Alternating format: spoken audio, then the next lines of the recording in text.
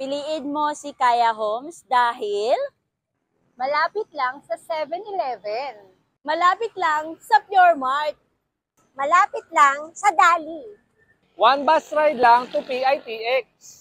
Malapit lang sa Naik National High School. Malapit lang sa elementary school.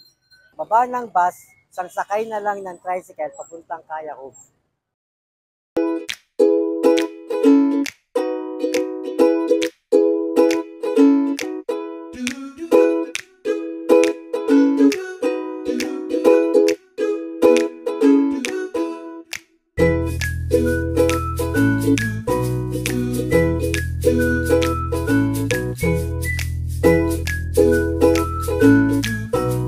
Welcome to Kaya Homes Naik!